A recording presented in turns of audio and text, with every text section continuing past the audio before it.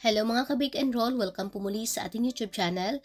For today's video ay maraming nag-request sa akin ito at maraming nag-PM sa akin na gumawa na tayo ng butterscotch bars. Ayan. Gooey, chewy at napaka-moist nito at napakadali ding sundan mga mamis kaya wag na nating patatagalin yan. Tara, umpisahan na po natin. Dito meron tayong 1 bar at saka 1 stick ng butter. Ayan, ito yung brand na ginamit ko dito. Syempre kapag gumamit tayo ng real butter, mas masarap yung ating bars. Pero kung hindi po available sa inyo yung ganitong brand sa inyong area, pwede pa rin po kayong gumamit ng yung mga margarine type kagaya ng Buttercup or ng yung premium margarine na yung ginamit ko nakaraan na Bake Best yung brand. Ilagay na rin natin yung ating light at saka dark brown sugar. Then naglagay din ako dito ng light corn syrup para mas lalong gooey at saka chewy yung ating butterscotch bars. Pero kung wala kayong corn syrup, pwede naman, optional lang naman ito guys. Naglagay ako dito ng 1 teaspoon na coffee powder, pero kung hindi po kayo coffee lover, pwede po kahit hindi nyo na siya lagyan, pero tumutulong din ito guys para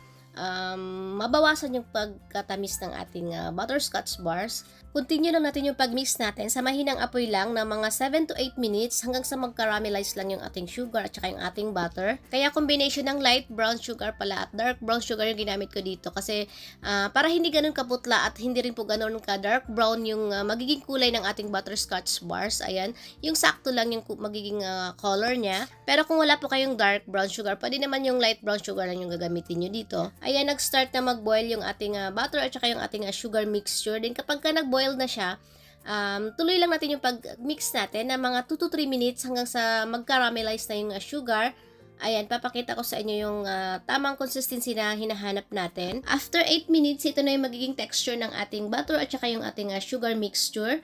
Ayan, nakikita nyo parang caramel na talaga yung consistency niya guys. Ayan, ito na yung tinatawag na soft boil stage. Ayan, kapag ganito na yung texture niya or consistency niya, pwede na ito, papatayin na natin yung ating apoy at tatanggalin na natin siya ngayon dito sa ating stove. Ito-transfer na natin siya ngayon dito sa ating malinis na mixing bowl. Then, rest lang natin ito or hayaan lang natin siyang lumamig ng mga 5 minutes. Mahalaga po itong step na to, yung pag-caramelize natin ng ating sugar at saka ng ating butter.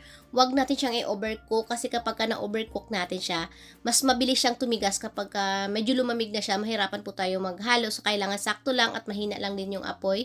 Then, after 5 minutes, ayan, i-mix lang natin yung ating caramelized sugar na kung butter na mga 5 minutes din hanggang sa kaya na nating hawakan yung ating bowl na medyo warm na siya guys. Huwag naman po yung masyadong malamig kasi kapag malamig niya, magsiset na yung ating caramel, titigas na siya. So, kailangan mainit-init pa rin siya. Ayan, hahawakan natin yung gilid ng ating mixing bowl kapag kaya na natin siyang hawakan na hindi tayo napapaso or warm na siya guys. Ayan, pwede na yun. Ilagay na natin yung ating egg. Again, kailangan warm na yung ating caramel mixture bago natin ilagay yung ating egg. Kasi kapag masyadong mainit, maluluto po yung egg natin. So, hindi po magiging maganda yung kalabasan ng ating butterscotch bars. I-mix lang natin ito hanggang sa wala natin makikitang trace ng egg dito sa ating caramel mixture bago natin ilagay yung ating susunod na egg.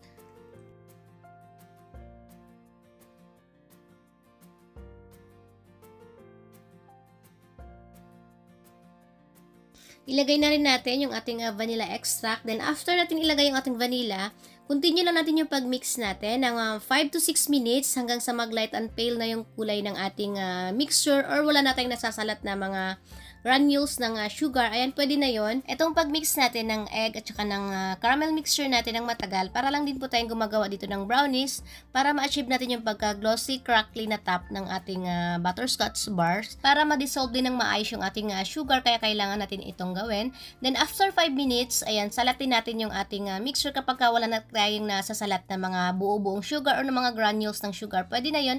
Ilagay na natin yung ating dry ingredients ngayon, yung ating all-purpose flour, baking powder at saka yung ating salt. Ayan, isisif lang natin ito or salain lang natin para maiwasan natin yung mga lumps dito sa ating mixture. Sa paghalo naman, gagamit tayo dito ng spatula at gagamitin natin yung cut and fold method lang para hindi na po natin siya ma-overmix. Huwag na po tayo dito gumamit ng mixer para hindi po natin ma-deflate yung air na na-create natin dito sa ating mixture. Dahan-dahan lang din po yung paghalo natin hanggang sa wala na po tayo nakikitang mga dry flour dito sa ating mixing bowl. Smooth na yung ating mixture, pwede na natin ilagay ngayon yung ating nuts. Ayan na, pwede kayong gumamit ng kahit anong klaseng nuts dito, pwedeng cashew nuts.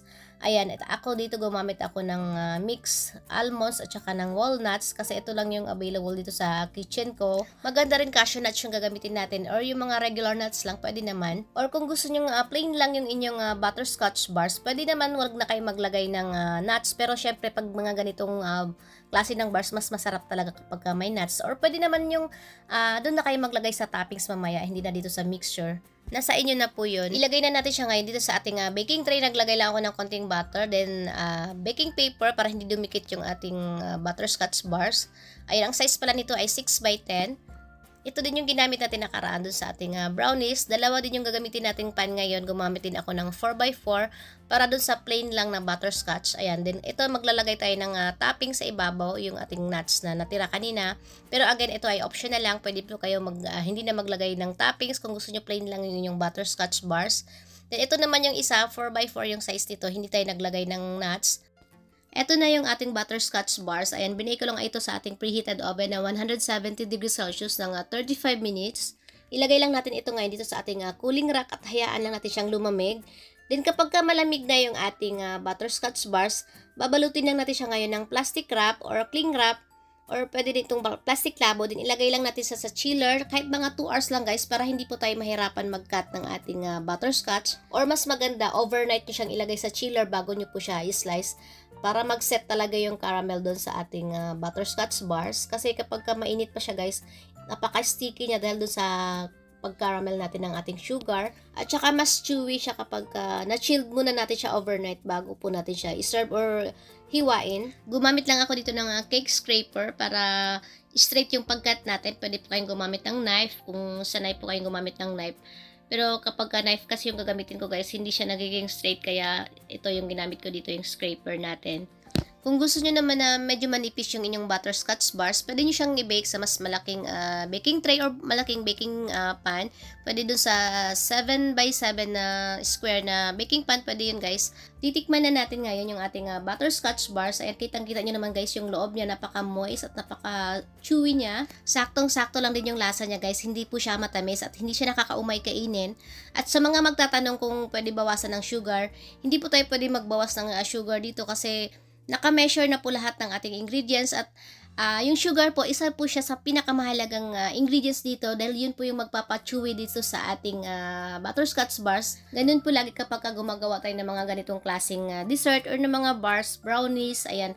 Same measurement talaga sila lagi guys. Ganito kadami yung sugar na ilalagay natin kasi napakalaking factor ng ating sugar para magiging moist, chewy at gooey yung ating mga bars na gagawin. Pero hindi naman siya ganun katamis guys kapag kakainin nyo na siya. Saktong-sakto lang yung magiging lasa niya. Then ayan, itetest natin yan. Ipipinch lang natin yung ating bars. Ayan, kapag pipisilin nyo siya kapag hindi siya nadudurog.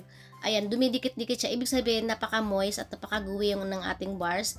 Pero kapag nadudurog siya or may naglalagas kapag ipipinch natin siya, ibig sabihin dry yung pagkaluto natin ng ating butterscotch bars. So, ganun lang natin siya itetest. Then, ayan, nilagay ko siya dito sa box. Ayan, 8x8 yung size nito.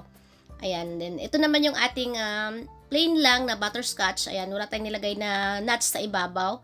Pwede rin po ganito lang yung gagawin nyo dito guys. Huwag na tayo maglagay ng nuts. Kung gusto nyo makalas ng costing, ayan, doon lang sa mixture kanina or pwede rin po hindi kayo maglagay doon sa mixture natin ng nuts. Pero masarap talaga siya guys kapag may nuts siya, may nangunguya tayong crunchy kapag kinagat natin yung ating butterscotch.